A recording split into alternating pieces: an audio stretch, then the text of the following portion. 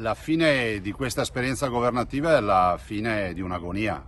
Purtroppo è così, ci abbiamo creduto fino in fondo, ma alla fine dobbiamo guardare i dati concreti, che sono quelli che la politica dei no, dir di no a tutto, non ci fa governare. Stop, capolinea. Da Palazzo Balbi l'analisi del governatore Luca Zaia, proprio mentre la Lega a Roma presenta la mozione di sfiducia al Premier Conte. I no, attacca Zaia, hanno fatto saltare il banco e sono no che hanno riguardato in molta parte anche il Veneto. Questi no li ho sentiti sulla Pedemontana Veneta, che peraltro è l'opera più grande oggi in cantiere in Italia. Li abbiamo sentiti anche di recente sulla partita della TAV e poi infine quello che è accaduto con l'autonomia. Stiamo ancora attendendo una risposta come Veneti per l'autonomia e nonostante siano passati 660 giorni dal referendum ancora un nulla di fatto. La politica veneta intanto, come quella nazionale, è già in campagna elettorale. Il Carroccio promette saremo in tutte le piazze e in tutte le case per spiegare quello che è accaduto, ma anche il PD lo vuole spiegare con una visione diversa. Non si voleva dire al popolo italiano quello che in realtà gli addetti ai lavori sanno. Servono tantissimi miliardi per far fronte alla prossima finanziaria. 23 miliardi per non avere l'aumento automatico dell'IVA. Altri 27 per mettere in campo le proposte che ha avanzato quello che loro chiamano il capitano.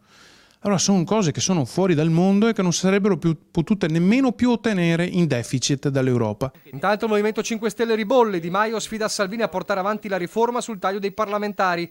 Vinci la paura, scrive su Facebook diretto al vice premier. Supera le pressioni di Berlusconi e dei tuoi alleati. Fai un atto di coraggio se il coraggio di cambiare ce l'hai veramente. Probabilmente Salvini ha anteposto quelli che sono i suoi desideri di diventare premier, grazie a un sondaggio anche che lo aiuta, a quelli che sono i bisogni invece dell'Italia. Mentre Fratelli d'Italia, di fronte a un Salvini che si candida a premier con l'intenzione di correre da solo, richiama all'unità. Vogliamo un governo di centrodestra che parta da un'alleanza solida tra Lega e Fratelli d'Italia e che si possa allargare a qualsiasi altra forza politica del centrodestra che voglia condividere il nostro progetto politico. E lo stesso PD cerca la quadratura del cerchio verso il voto. Serve un'unità di intenti al proprio interno, basta condivisioni, non se ne può più, lo dico io da segretario in una regione difficile. Resta l'autonomia al palo, per il PD un pretesto nelle trame di Salvini, ma la Lega getta acqua sul fuoco. La faremo con il prossimo governo. Salvini è riuscito a far digerire